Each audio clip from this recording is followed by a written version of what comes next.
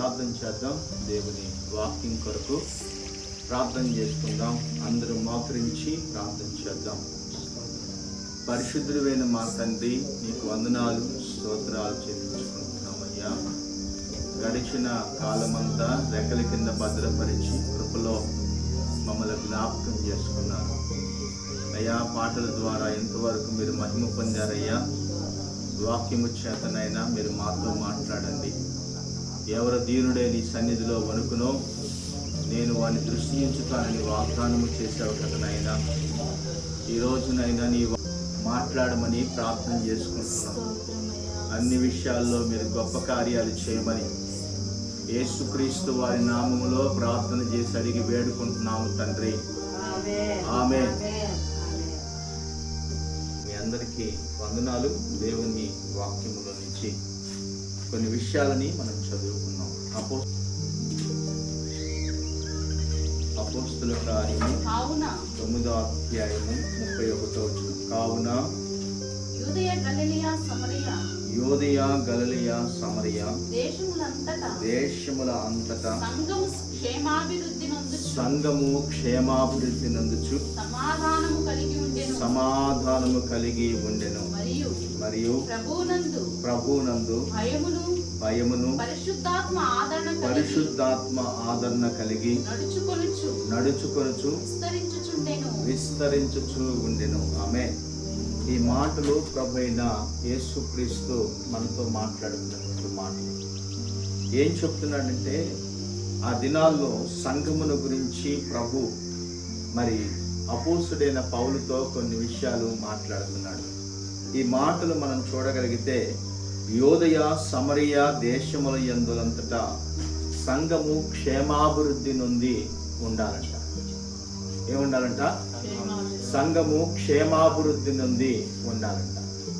ఎందుకని ప్రభు క్షేమాభివృద్ధి ఉండాలని ప్రభు చెప్తున్నాడు?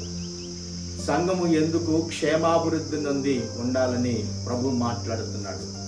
చూడండి, సంఘములో మనం అందరము చేర్చబడ్డాం. ఇప్పుడు ఎవరంట? మన అందరము సంఘము. సంఘము అనగా క్రీస్తునకు శరీరం అని బైబిల్ చెప్తుంది. ఎందుకని క్రీస్తు శరీరం అని చెప్తుంది? చూద్దాం. బైబిల్ గ్రంథంలో మనం క్రీస్తు శరీరములో ఎలాగ పనిచేయాలి చూద్దాం.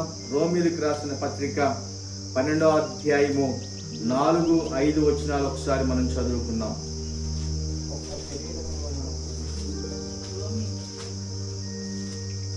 రోమా పత్రిక 12వ అధ్యాయము 4వ వచనము 5వ వచనం. ఒక్క శరీరములో మనకు అనేకమైన అవయవములు ఉండిన ఈ అవయవముల అన్నిటినీ ఒకటే పని ఎలాగ ఉండదో అలాగే అనేకులమైన మనము ఒకని కొరకు ఒకరు ప్రత్యేకముగా చాలండి. ప్రత్యేక అవయవములు అంటాము. ఒక అవయవం చేసే పని ఒక అవయవం చేయదు. చేసిద్దా? కన్నులు చేసే పని చెవులు చేస్తాయా? చేయవు. ఎందుకని? కన్నులు చేసే పని చూడటం మాత్రమే, చెవులు చేసే పని వినటం మాత్రమే, నోరు చేసే పని మాట్లాడటం మాత్రమే, పళ్ళు చేసే పని నవ్వటం మాత్రమే. అవునా? ఈ పనులన్నీ ఒక శరీరములో ఉన్నాయండి. గుండె చేసే పని రక్తాన్ని అంతటిని శుద్ధి చేసి పంపించటం పని మాత్రం. ఇదిగో నరాలు మొత్తము, ఎముకలు ఏ పనికి ఆ పని, ఏ అవయవంలో ఎలాగ పని చేస్తున్నాయో మన అవయవాలు అన్నీ కూడంట ఒక పని చేయదంట. దేవునికి స్తోత్రం. అందుకే ప్రభువైన యేసుక్రీస్తు అంటున్నాడు, ఒక శరీరములో ఎలాగ అవయవములు అమర్చబడి ఉన్నాయో, ఏ అవయవం ఏ పని చేసిందో ఆ పని మాత్రమే చేయగలుగుతాయి అంట.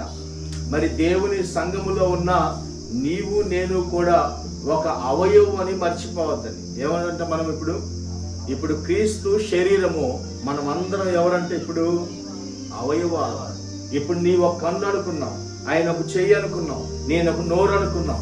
మరి క్రీస్తుకు అవయవాలమైన మనము ఈ అవయవము పాడైపోయింది అనుకో, క్రీస్తు అవయవం కన్ను కొంచెం నలకలు పడ్డాయి అనుకో, ఎట్టనిపించింది? ఇప్పుడు కన్ను అంతా నలకలు పడి ఇదిగో దుమ్ము పడింది, అయ్యో కన్నంతా నలుపుకొని ఆ దుమ్ము బయటకు వచ్చిన దాకా నీళ్లు పెట్టి కడుక్కుంటాం, అవునా? అంటే ఒక అవయవానికి చిన్న కన్నుకి కొద్ది నలకబడితేనే ఎంత బాధ కలిగిద్దో, అవునా? కొద్ది నలకబడితేనే ఎంత బాధ ఉంటుందో, మరి క్రీస్తు అవయవమైన మనము కూడా యేసుక్రీస్తు ఎంత బాధపడి ఉంటాడు మన గురించి. మరి దేవునికి మనం ఎలాగా ఉండాలంటే, ఒక అవయవం ఎంత బాగా పనిచేసిందో, ఒక అవయవం ఎలాగ దేవుని కొరకు ఎలాగ పనిచేసిందో, మన శరీరములో ఏ అవయవాలు ఎలాగ పనిచేస్తున్నాయో మనము కూడా సంఘములో దేవుని అవయవం అని చెప్పి దేవుని పనిని నమ్మకంగా మనం పూనుకోవాలి. అందుకే 5వ వచనంలో మాట ఉంది, అక్కడ మనం చదువుకుంటే, ఇదిగో ఈ అవయవములన్నిటికంటే పని ఎలాగ ఉండునో అలాగే అనేకులమైన మనము క్రీస్తులో ఒక్క శరీరమై ఉన్నామంట. ఏం శరీరం అంటే ఇప్పుడు మనం ఒక్క శరీరం అండి. ఇప్పుడు మనం రకరకాలమైన మనుషులు కావచ్చు, రకరకాలైన మనస్తత్వాలు కావచ్చు, కానీ అన్నిటిలోకి వచ్చేలేకే ఒక్క శరీరంగా మనం మార్చబడాలంట, ఒక్క అవయవంగా మార్చబడాలంట, ఒక్క మనిషిలాగా మనము క్రీస్తు శరీరముగా అమర్చబడాలంట. అలా అమర్చబడినప్పుడే ఆయన సంతోషపడతాడు. ఈరోజు మనము క్రీస్తునకు శరీరమై ఉన్నాము. చదువున్న మాట 5వ వచనంలో, అవయవములన్నింటినీ ఒక్కటే ఆ పని ఎలాగ ఉండునో అలాగనే అనేకమైన మనము క్రీస్తులో ఒక్క శరీరముగా ఉండి, ఏంటంట? ఒక్క శరీరముగా ఉండాలంట. ఒకే శరీరం.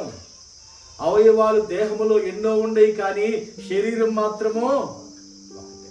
ఇప్పుడు సంఘానికి శరీరం ఎవరో, తలెవరంటే యేసుక్రీస్తు వారు, మన ప్రభు అయిన యేసు. ఒక్క శరీరముగా ప్రభు కొరకు మనం పనిచేయాలి. అందుకే ప్రభు అయిన యేసుక్రీస్తు వారు అంటాడు, కొరింథీయులకు రాసిన పత్రికలో కొన్ని విషయాలు మనం చదువుకున్నాం. 12వ అధ్యాయము 12వ వచనాన్ని ఒకసారి చదువుకున్నాం. కొరింథీయులకు రాసిన మొదటి పత్రిక 12వ అధ్యాయము 12వ వచనాన్ని ఒకసారి మనం చదువుకున్నాం. ఎలాగ శరీరము ఏకమై ఉండునో అనేకమైన అవయవములు కలిగి ఉన్నదో, ఎలాగ శరీరము యొక్క అవయవములన్నీ అనేకమై ఉన్నను ఒక్క శరీరమై ఉన్నవో అలాగే క్రీస్తు ఉన్నాడంట. ఎవరై ఉన్నాడంటే ఇప్పుడు ఇదిగో యేసుక్రీస్తు వారు ఒక్క శరీరముగా మనం మలచబడ్డాం. యేసుక్రీస్తు వారు కూడా ఇదిగో క్రొత్త ముద్దగా చేయబడినటువంటి వాడు. ఇదిగో ఆయన శరీరములో మనం పాలిభాగస్తులమయ్యాము. ఒక్క శరీరముగా క్రీస్తు మనందరి కొరకంట ఒక్క అవయవముగా మార్చబడిపోయాడు. ఈరోజు మన జీవితంలో కూడా సంఘములో ఉన్న నీవు నేను కూడా, సంఘములో ఉన్న నీవు నేను కూడా ఒక్క అవయవంగా మనం మలచబడాలి. ఒక అవయవానికి, ఒక కాలుకి, ఒక చెయ్యికి, ఒక మనిషికి ఎలాగ బాధ కలిగిందో క్రీస్తు శరీరమైన నీవు నేను కూడా అలాగ దేవుని కొరకంట నమ్మకం ఉండాలి. ఇదిగో ఒక శరీరంలో ఒక కాలుకి ఏదన్నా నొప్పి తగిలింది అనుకోండి, శరీరం అంతా ఏమైంది? శరీరం అంతా ఏమైంది? బాధ కలిగినట్టు, అవునా? సంఘములో ఎవరికన్నా బాగలేదు అనుకోండి, వారి కొరకు మనం ఏం చేయాలంట? ప్రార్థన చేయాలి. ఇదిగో సంఘములో ఎవరికన్నా ఏదైనా సమస్యలు ఉన్నప్పుడు సంఘమంతా కలిసి ప్రార్థన చేయాలి. సంఘమంతా కలిసి ప్రార్థన చేసినప్పుడు ఆ శరీరంలో ఉన్న బాధ స్వస్థత కలిగింది. ఆమేన్. ఈరోజు ప్రభు యేసుక్రీస్తు మనతో మాట్లాడుతున్నాడు. ఒక్క శరీరముగా మనం ఉన్నామంట. క్రీస్తు ఒకే శరీరముగా ఉన్నాడు. 20వ వచనం ఒకసారి చదువుకున్నాం. 12వ అధ్యాయం 20వ వచనం. అదే అవయవములు అనేకములైనను శరీరము ఒక్కటే. ఏంటంట? శరీరాలు అవయవాలు అనేకమైన అన్నా సరే శరీరము కూడా అంట ఒక్కటే అని ప్రభువు చెబుతున్నాడు. ఎన్నో అవయవాలుగా మనం సంఘములో ఉండొచ్చు. ఎంతో మనం దేవుని కొరకు నమ్మకంగా నడవాలని ప్రభు మనతో మాట్లాడుతున్నాడు. చూద్దాం బైబిల్ గ్రంథంలో 23వ వచనం ఒకసారి చదువుకున్నాం. శరీరములో అవయవములు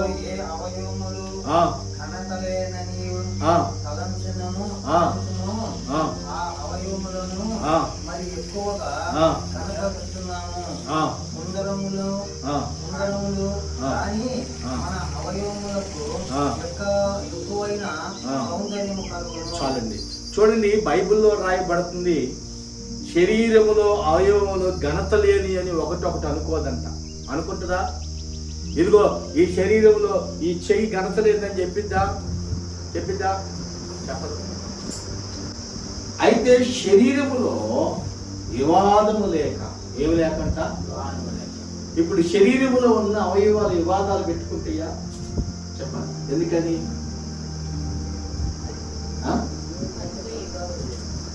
మరి సంఘంలో మరి మనకెందుకు వివాదాలు? కుటుంబాల్లో ఎందుకు వివాదాలు రేగుతున్నాయి అంటే, ఇదిగో ఒక్క శరీరం అని మనం మర్చిపోతున్నాం ఈరోజు. చదవండి ఆ మాట ఒకసారి, 25వ వచనం. అయితే శరీరములో వివాదము లేక అవయవములు ఒకదానినొకటి ఏకముగా పరామర్శించులాగున దేవుడు తక్కువ దానికి ఎక్కువ ఘనత కలగజేసి శరీరాన్ని అమర్చి ఉన్నాడు. యేసు ప్రభు అదే చెప్పాడు, తక్కువ దానికి ఎక్కువ ఘనత. యేసయ్య అన్నాడు, తను తాను తగ్గించుకునే వారికి ఎక్కువ ఘనత ఇస్తానని యేసు ప్రభు చెప్పాడు. యేసు ప్రభు శరీరము కూడా తగ్గించబడింది. మరి ఈరోజు నీవు కూడా సంఘములో ఉన్న నీవు నేను ఎలాగ తగ్గించబడాలి? ఆమేన్. ఎలాగ తగ్గించబడితే క్రీస్తు సంఘము క్షేమాభివృద్ధిగా, క్రీస్తు సంఘము క్షేమాభివృద్ధిగా మార్చబడింది. అందుకే ప్రభు యేసు క్రీస్తు అంటున్నాడు, ఒకదానికొకటి వాదం పెట్టుకోదండి శరీరంలో. పెట్టుకుంటుందా? మరి మనం ఎందుకు వాదములతో పరిగెత్తుతున్నాం? ఒకసారి యేసు ప్రభు అదే చెప్తున్నాడు, వాదములు పెట్టుకోరు, శరీరం అంతా ఒకే అవయవం. యేసు ప్రభు అవయవముగా మనం మార్చబడినప్పుడు, యేసు ప్రభు శరీరముగా మనం మార్చబడినప్పుడు అంట ఈ సంఘములో మనము క్షేమాభివృద్ధి కలిగి ఉంటుంది. ఈ సంఘము ఆమేన్, హల్లెలూయా. క్షేమాభివృద్ధి కలిగి ఉండాలని దేవుడు కోరుకుంటున్నాడు. చూద్దాం బైబిల్ గ్రంథంలో ఎఫెసీయులకు రాసిన పత్రిక 3వ అధ్యాయము 6వ వచనాన్ని చదువుకుందాం. ఈ మర్మం ఏమనగా అన్యజనులు సువార్త వలన క్రీస్తు యేసునందు యూదులతో పాటు సమాన వారసులను, ఒక్క శరీరమంది సాటి అవయవములను వాగ్దానములు పాలివారమై ఉన్నామని. ఏమంట? ఒక్క అవయవములో పాలివారమంట. ఈ అవయవాలన్నీ ఒక్క శరీరంలో పాలిభాగస్తులుగా ఎలాగున్నాయో, యేసుక్రీస్తు సంఘములో మనం అందరం అంట ఒక్క శరీరములో అమర్చబడి ఉన్నాము. క్రీస్తు సంఘము క్షేమాభివృద్ధి కలిగి ఉండాలి. యేసుక్రీస్తు అదే చెప్తున్నాడు. ఇదిగో మనం చదివిన లేఖనాన్ని మనం చూడగలిగితే 6వ వచనంలో మనం చూడగలిగితే అక్కడ అదే రాశాడు.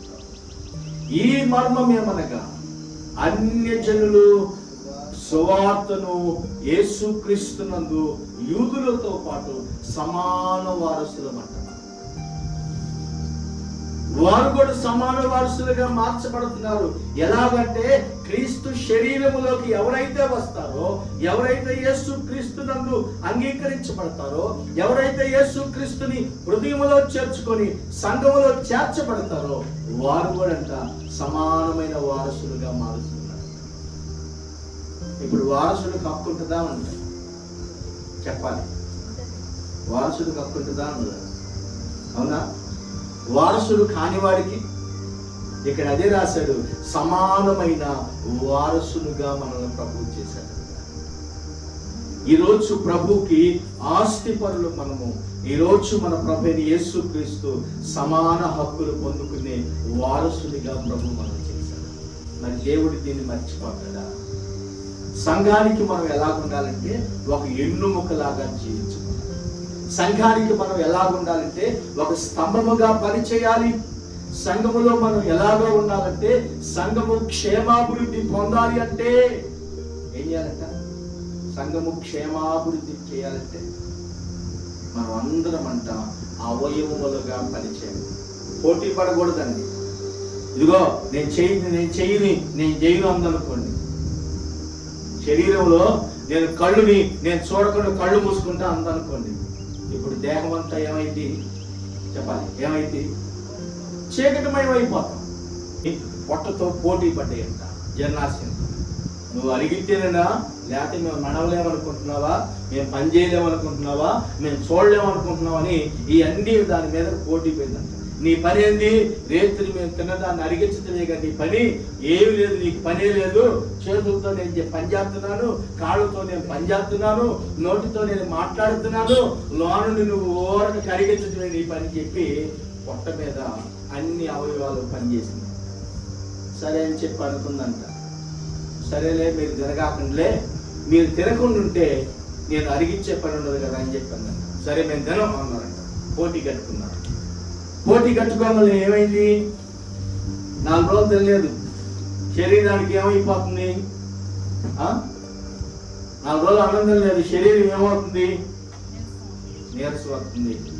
ఇంకా 4 రోజులు తెలియదు, ఇంకేమవుతుంది? శరీరం వణుకొస్తుంది, బీపీ డౌన్ అయిపోతుంది, అన్ని బలహీనం అయిపోతున్నాయి. పొట్టతో పోటీ పడినాయి. ఇవన్నీ పొట్టతో అంటుందంట, మీతో మేము పోటీ పెడితే మా దేహంలో మా ఎముకలే పనిచేయట్లేదు, మా కాళ్ళే పనిచేయట్లేదు, మా నరాలు పనిచేయట్లేదు, మేము ఆహారం తినాల్సిందే, నువ్వు పని చేయాల్సిందే. మళ్ళీ పొట్ట దగ్గరికి వెళ్ళి అంట, నువ్వు పని చేయాల్సిందే. ఇప్పుడు పోటీ పడితే ఎవరికి నష్టం జరిగింది? దేహంలో ఎవరికి నష్టం జరిగింది? శరీరం అంతా నష్టం జరుగుతుంది. అందుకే ఒకదానికొకటి పోటీ పడకుండా పని చేయాలని యేసుక్రీస్తు వారు చెప్తున్నారు. ఈరోజు దేహములో ఉన్న మనము కూడా ఇదిగో ప్రభువైన యేసుక్రీస్తు చెప్తున్నాడు. ఇదిగో ఎలాగ 25వ వచనం ఒకసారి మనం చదువుకుంటే అక్కడ అదే రాసింది. చదువుతారా? కొరింథీయులకు రాసిన మొదటి పత్రిక, ఎఫెసీయులకు రాసిన మొదటి పత్రిక, ఎఫెసీ పత్రిక 3వ అధ్యాయము 6వ వచనం. ఇదిగో ఈ మర్మం ఏమనగా, అన్ని జనులు ఎలాగ సువార్త వలన యేసుక్రీస్తునందు యూదులతో పాటు సమాన వారసులుగా ఒక్క శరీరంగా మార్చబడ్డారు. 4వ అధ్యాయం 13వ వచనం ఒకసారి చదువుకుందాం. 4వ అధ్యాయము 13వ వచనం. పరిశుద్ధులు సంపూర్ణ అగునట్టు క్రీస్తు శరీరము. ఎవరి శరీరం అంటే ఇప్పుడు మనం అందరము క్రీస్తు శరీరము. యేసుక్రీస్తు వారి క్షేమమునంట మనం కోరుకోవాలి. మన క్షేమమును ప్రభువు ఎలాగ కోరాడో సంఘ క్షేమాన్ని మనము కోరాలి. సంఘములో నువ్వు ఎలాగ పని చేయాలంటే, సంఘములో నువ్వు ఎలాగ ఉండాలంటే, సంఘములో నువ్వు ఎలాగ పని చేయాలంటే పోటీ పడకూడదు. ఏం పడకూడదంట? పోటీ పడదు. పోటీ పడితే ఏమైందంటే నష్టం ఎవరికి? శరీరానికే. ఒక్క అవయవం కూడా సరిగ్గా పని చేయకపోయినా ఇదిగో మన దేహంలో అనేకమైన నష్టాలు జరుగుతూ ఉంటాయి. అందుకే ప్రభువు చెప్పాడు, సంఘము క్షేమాభివృద్ధి కలిగి ఉండాలి. ఏమండాలంట? సంఘము క్షేమాభివృద్ధి కలిగి ఉండాలని ప్రభు చెప్తున్నాడు. చదవండి ఆ మాట. పరిశుద్ధులు సంపూర్ణులగునట్టును క్రీస్తు శరీరము క్షేమాభివృద్ధి చెందుటకును పరిచర్య ధర్మము జరిగించుటకును ఆయన అందరిని అపోస్తలుగాను, కొందరిని ప్రవక్తలుగాను, కొందరిని సువార్తికులుగాను, కొందరిని కాపర్లుగాను, ఉపదేశకులుగాను నియమించారు. ఇప్పుడు సంఘములో మనం ఏం చేయాలంట? కాపరిగా మార్చబడాలి. సంఘములో మనం ఏం చేయాలంట? పరిచర్య చేయాలి. ఏం చేయాలంటే ఇప్పుడు పరిచర్య చేయాలి. సంఘములో మనం అందరము కూడా ఒక శరీరం. నేను చాపలేను, నేను మైకులు పెట్టను, నేను కట్టెలు తీను, నేను బండలు తొడవను, నేను ఓడవను, ఇవన్నీ కాదు. మన సంఘం ఇది. సంఘములో మనం పని చేయాలి. ఏం చేయాలంటమ్మా? పని చేయాలి. ఇంట్లో మనం పని చేసుకోవట్లేదా? ఇంట్లో మనం ఎలాగ పని చేసుకొని ఎలా శుభ్రంగా ఇల్లుంచుకుంటున్నామో దేవుని సంఘమైన శరీరమైన మనము కూడంట ఇదిగో ఒకరితో ఒకరు సంఘము క్షేమాభివృద్ధి కలిగి ఉండాలంటే అందరము కలిసి ఒక పని మీద ఉండాలి. అందరము కలిసి ఒక మాట మీదకి రావాలి. అందరము కలిసి ఒక ఆత్మ సంబంధమైన పండుగ ప్రభువులోకి మనం స్థిరపరచబడాలి. అప్పుడే సంఘం అంట క్షేమాభివృద్ధి కలిగి మనం ఉండగలుగుతాం. ఆమేన్. ఇనువారికి మేలు కలుగునట్లు అవసరమును బట్టి క్షేమాభివృద్ధికరమైన అనుకూలమైన వచనమే పలుకుడు గాని దుర్భాష అయినను ఏం భాష రానియో కదా. ఏం భాష అంట?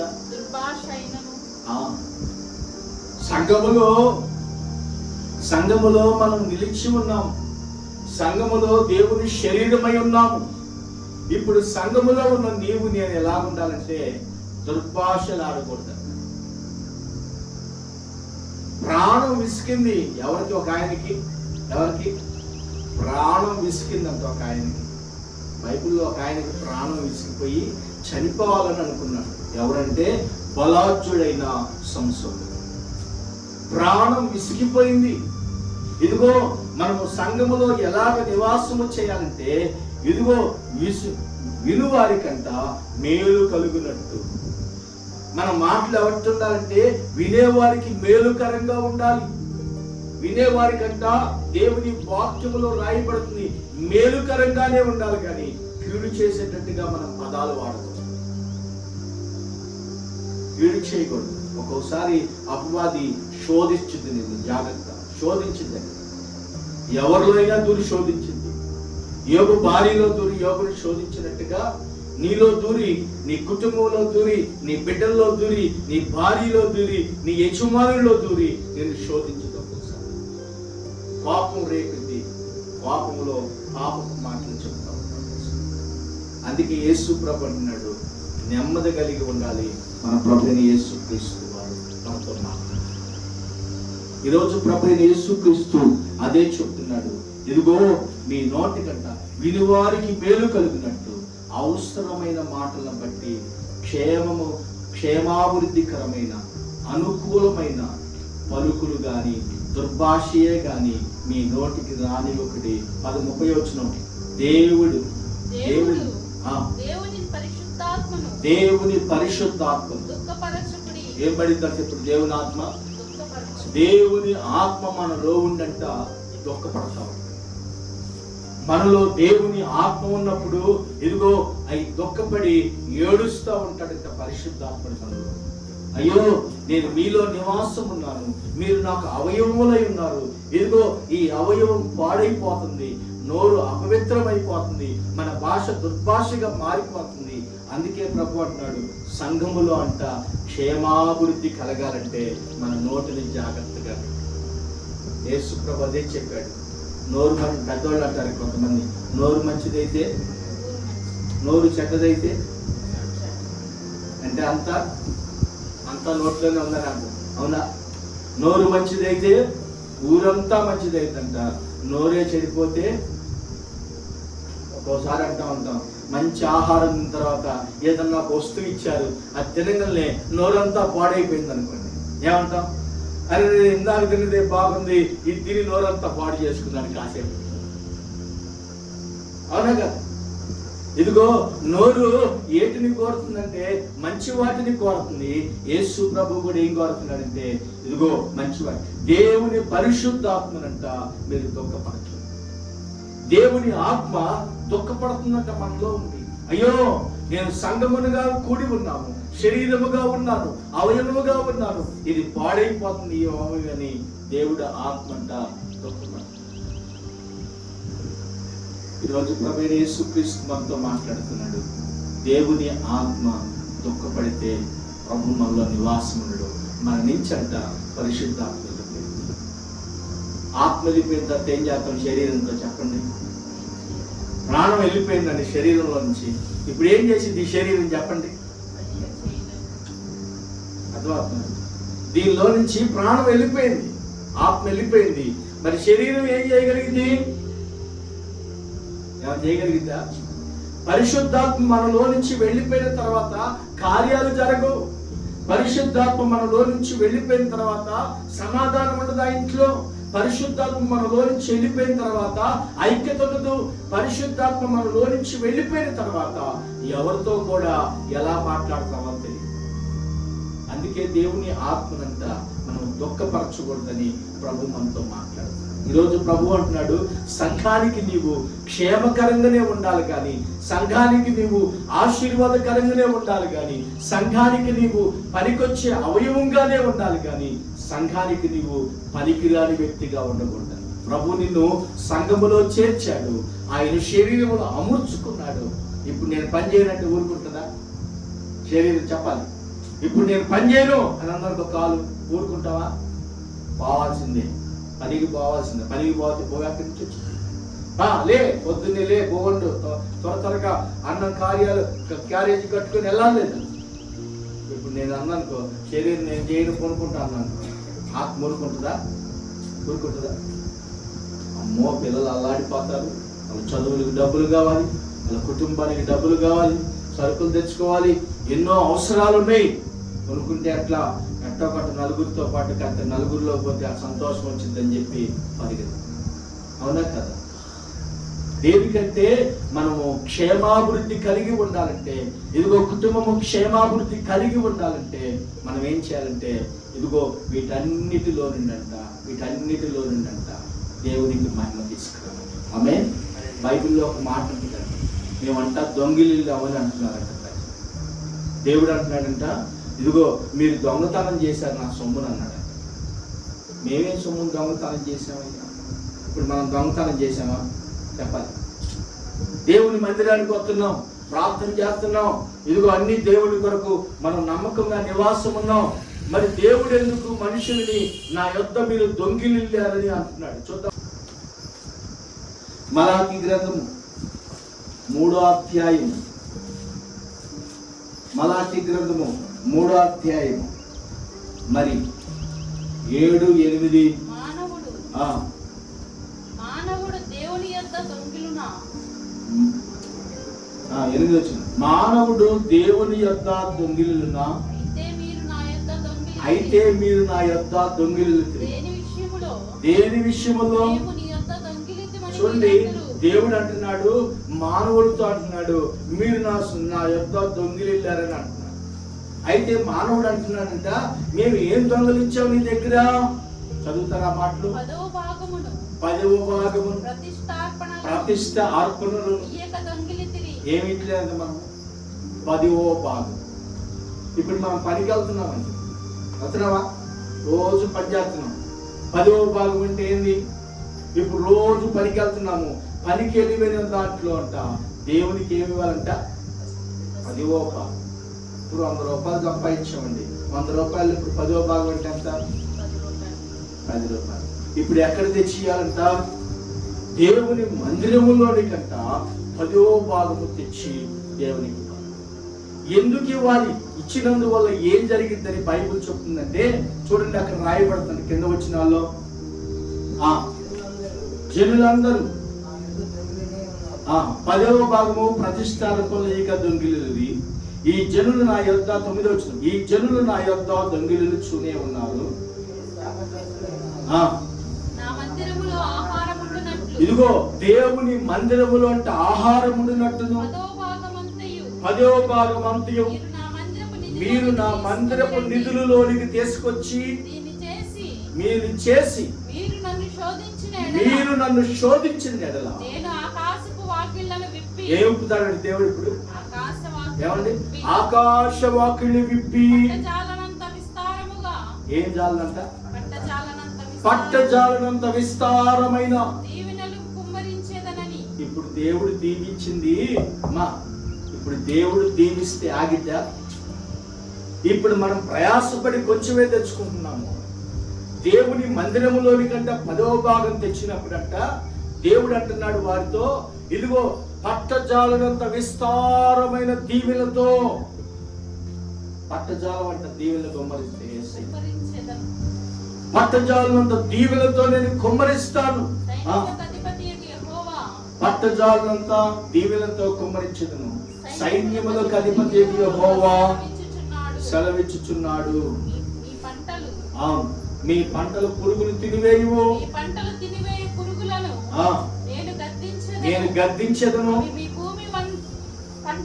నేను మీ భూమి పంటనంతను నాశనము చేయవంటాయి. మీ ద్రాక్ష చెట్లు సకాల ఫలములు రాలిపోవు.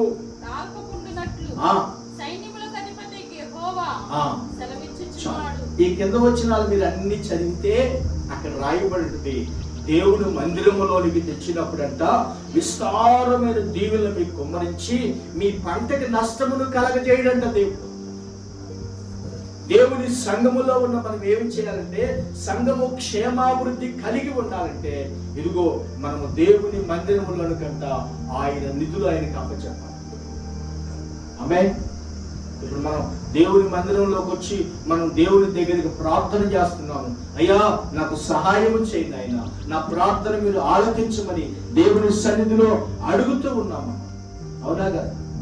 అడుగుతూ ఉన్నప్పుడు దేవుడు ఆశీర్వదించడం మొదలు పెడతాడు. ఆమేన్.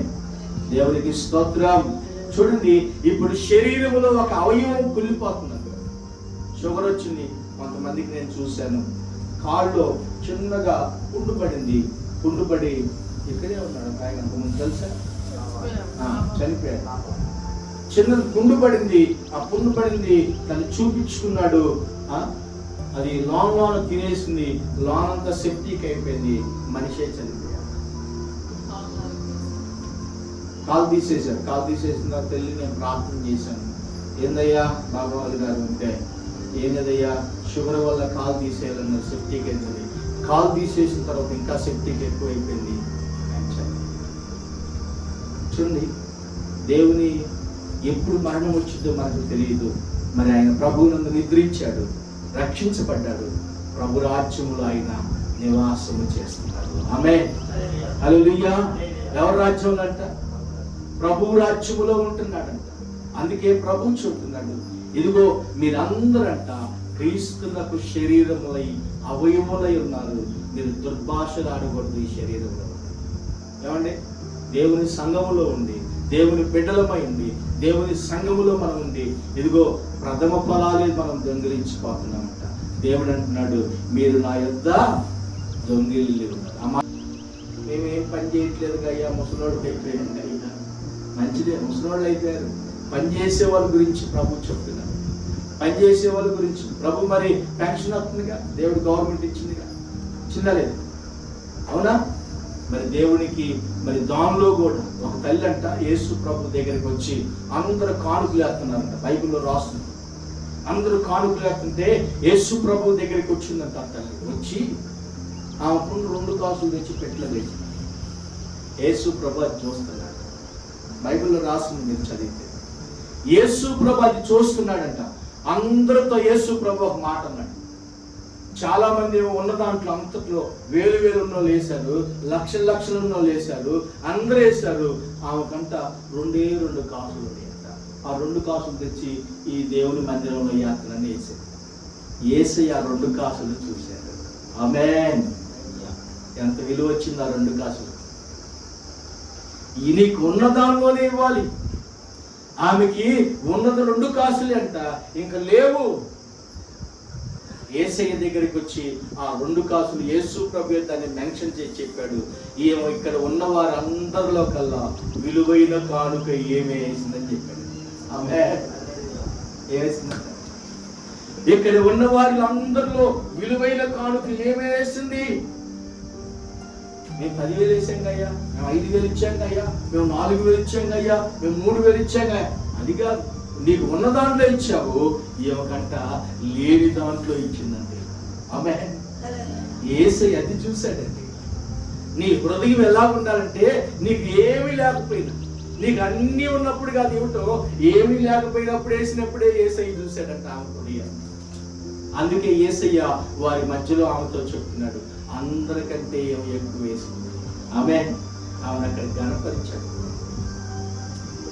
అందరు గణహీనులుగా ఏం చేయలేదు. ఆమె హృదయంలో ఉన్నదంతా యేసయ్యకి వాళ్ళని కోరుకుంది. అందుకే యేసయ్య అంటున్నాడు, ఈ శరీరంలో మనం అవయవములై ఉన్నామని యేసు ప్రభు చెప్తున్నాడు. చదువుతారా? దశలోనికి రాసిన మొదటి పత్రిక 5వ అధ్యాయము 11వ వచనం ఒకసారి చదువుకున్నాం.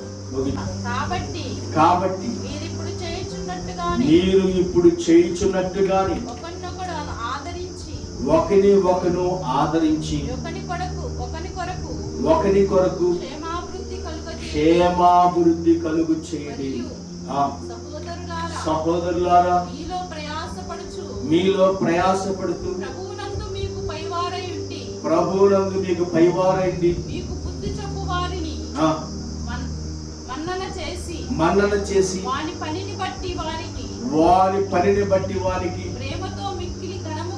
ప్రేమతో మిక్కిలి ఘనముగా ఎంచవలని వేడుకొనుచున్నాము. ఏమన్నారంటే ఇప్పుడు ఒకరితో ఒకడు సమాధానముగా ఉండాలి. ఇదిగో ప్రభు అంటున్నాడు, క్షేమాభివృద్ధి కలుగు చేయండి. మనం వెళ్ళే సంఘానికి క్షేమమును కలుగు చేయండి. ఇదిగో మన సంఘములో ఉన్న బిడ్డల కొరకు ఒకరిని ఒకరు ఘనపరుచుకోవాలి, ఘనహీనంగా చేసుకోకూడదండి. ప్రార్థన కలుపుతుంది కానీ లోనంతా మారలేదండి, బయటే మారి. ఎందుక మనం ఇప్పుడు మనమే ఘనహీనత చేసుకుంటే, ఇప్పుడు నా గురించి మీకు తెలిసింది, తెలిసినప్పుడు మీరు ఏం చేయాలంటే పాస్టర్ గారి గురించి తెలిసింది ప్రార్థన చేయాలి. 100% ప్రభు కొరకు నమ్మకంగా బ్రతకటానికే సిద్ధపడుతున్నాను. ఆమె నీవు కూడా 100% ప్రభు కొరకు నమ్మకంగా జీవించటానికి ప్రభు నిన్ను నన్ను ఎన్నుకున్నాడు. మనము క్షేమాభివృద్ధి కలిగి ఉండాలంట సంఘం. ఈరోజు ఒక సంఘముగా మనము కూడాము, ఒక్క శరీరముగా మనం ఉన్నాం. ఇప్పుడు ఈ శరీరంలో ఈ పోతను అవమానపరిచిందా? చేయి మంచిది కాదండి, పాడు చేయి అంటామా? చెప్పాలి అమ్మా, ఈ పాడు చేయండి అని పాడతామా? ఎందుకని? ఇది నా శరీరం, అవునా కదా? ఇది నా దేహములో ఉంది, ఇది నాలో అంటుకట్టబడింది.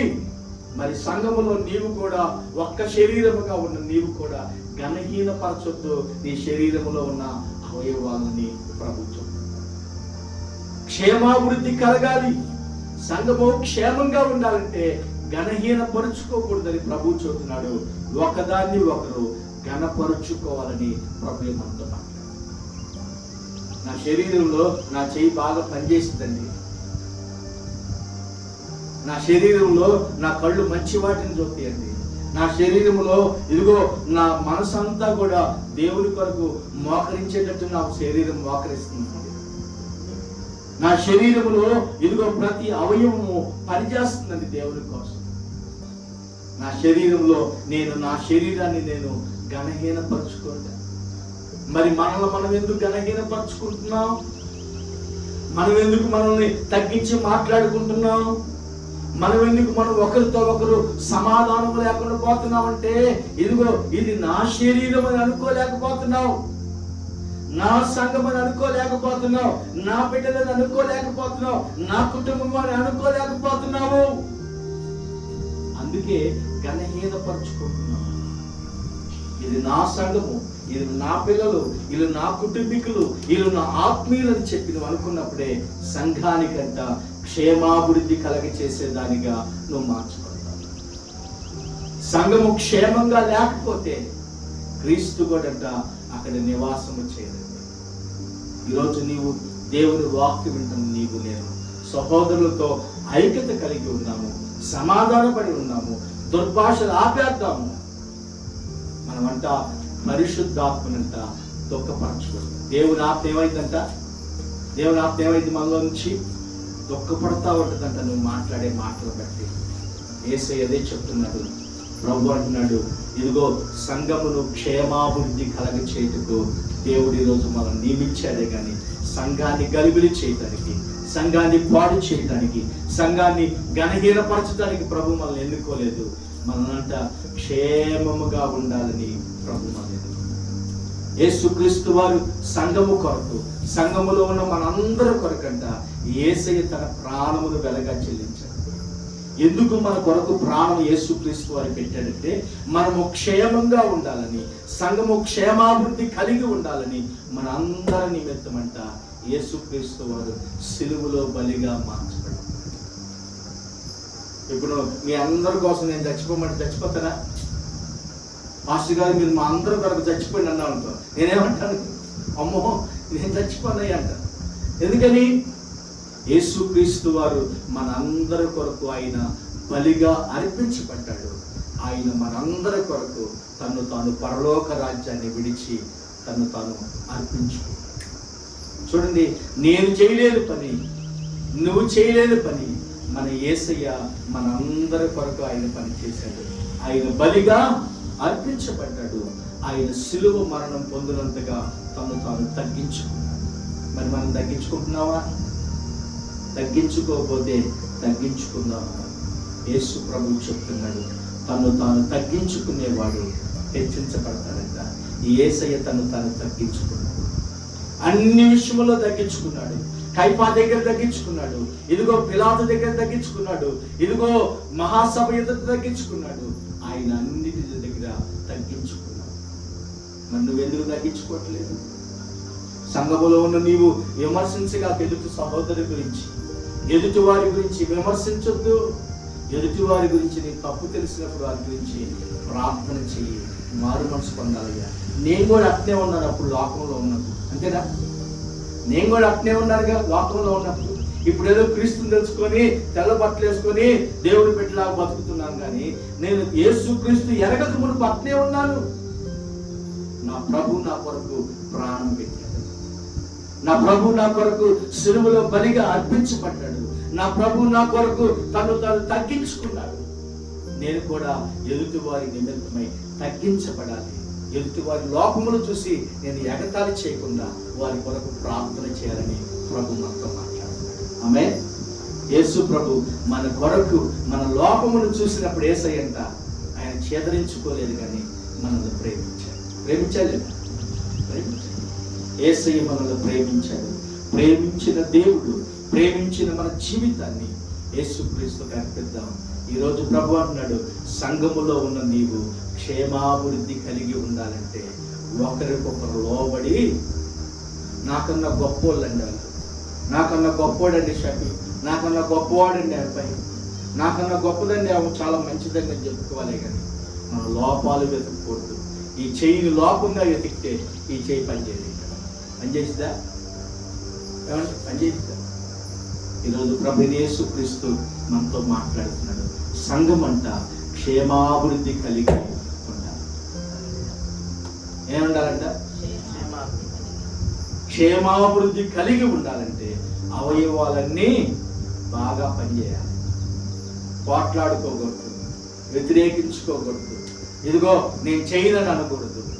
ప్రభు దగ్గరికి వచ్చి ప్రార్థన చేయాలి. ఈ అవయవాలన్నీ ఎలాగ మోకరిస్తాయో దేవుని సన్నిధిలో నిన్ను నీవు తగ్గించుకున్నప్పుడు యేసయ్య నిన్ను ఆ పరలోక పట్టణంలో గణపరచబోతున్నాడు. ఆయన వారసులు అంట. మనం ఎవరంటే ఇప్పుడు వారసులు అండి, హక్కుదారులు అండి. ఏమండి, ఈ భూలోక సంబంధమైన వారసులు కాదు, మన పరలోక సంబంధమైన యేసుక్రీస్తునకు వారసులమైన మనల్ని ప్రభు ఎన్నుకున్నాడు, ఏర్పరచుకున్నాడు. ఆయన మనతో మాట్లాడు. క్షేమాభివృద్ధి కలిగి మనము పనిచేయాలి. ఆమేన్. ఈరోజు మరి సంఘములో ఉన్న నీవు నేను ఎలాగ పనిచేస్తున్నావు? యేసయ్యకి మహిమ తెచ్చేటట్టుగా ఉన్నావా? యేసయ్యని ఘనపరచకుండా ఇది నా చేయి కాదు, ఇది నా కాలు కాదని ఘనహీనపరుచుకుంటున్నావా? నీవే ఘనహీనపరుచుకుంటే నీ శరీరము సన్నగిలిపోయింది. ఎదుటి వారంతా ఈ శరీరాన్ని చూసి బాధపడుతుంది. యేసయ్య అంటున్నాడు, ఈ శరీరంలో ఉండంట మన కొరకు తండ్రి కుడిపార్శ్వమున కూర్చొని విజ్ఞాపన చేయుచున్నాడు యేసుక్రీస్తు మన కోసం. ఆమేన్. మరి ఈరోజు సంఘానికి శరీరమైన ఉంది అమ్మా. సంఘానికి శరీరం అంటే ఎవరంటే ఇప్పుడు చెప్పండి. ఇప్పుడు నేను, అందరు చెప్పండి, నేను సంఘానికి శరీరమునై అవయవములై ఉన్నాను. ఇప్పుడు ఎవరన్నారంటే క్రీస్తుకి సంఘానికి శరీరము. ఇప్పుడు మనం ఎవరు ఉంటాం? అందరం. ఇప్పుడు అవయవాలు పనిచేయకపోతే శరీరం ఏమని చేస్తుంది? మరి నీవు కూడా క్రీస్తునకు అవయవముగా పనిచేయి. నేను పనిచేయాలని దేవుని కోసం నమ్మకం ఉన్నాము. మరి మన దేవుని సన్నిధిలో ఈ మాటలు దీవించుగాక. ప్రార్థన చేసుకుందాం, మోకరిద్దాం. పరిశుద్ధుడైన మా తండ్రి, నీకు వందనాలు, స్తోత్రాలు చెల్లించుకుంటాం. ఇంతవరకు తండ్రి మీరు మాతో ఉండి కొన్ని విషయాలు చెప్పారు. సంఘమునైనా క్షేమాభివృద్ధిగా ఉండాలి, సంఘములో నేను ఒక అవయవముగా ఉన్నానని, సంఘములోనైనా దుర్భాషలాడే వ్యక్తిగా నేను ఉండకూడదని, సంఘములో ప్రభా పరిశుద్ధాత్మ చేతను నింపబడాలని, సంఘము క్షేమాభివృద్ధి కలిగి నివాసము చేయాలని మీరు కోరుకున్నారు కదా నాయన. ఈరోజు వాక్యము చేతనైనా మీరు మాతో మాట్లాడారు అయ్యా. సంఘము క్షేమాభివృద్ధి కలిగి ఉండాలని కోరుకున్నారయ్యా.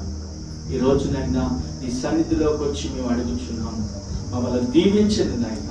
ఇదిగో సంఘములో నేను ఏ పని చేయాలి, సంఘములోనైనా ఇదిగో మానవులు నా యొక్క దొంగిలిల్లారని చెప్పావు. మేము ఏంటిని దొంగిలిల్లామని మేము అడుగుతున్నాము. అప్పుడు ఇదిగో 10వ భాగము ప్రతిష్టార్పంలో దేవునికి ఇవ్వలేక దొంగిలిల్లారంటయ్యా. ఇదిగో అటువంటి వారినైనా మమ్మల్ని ప్రేమించావయ్యా. ఆకాశ వాకులు విప్పుతానని చెప్పావు. పట్టజాలనంత దీవెనతో నేను మిమ్మల్ని దీవిస్తానని చెప్పావు. మేము దీవెనలు పొందుకునేటట్టుగా మమ్మల్ని దయచేయండి నాయన. సహాయము చేయమని అడుగుతున్నాం.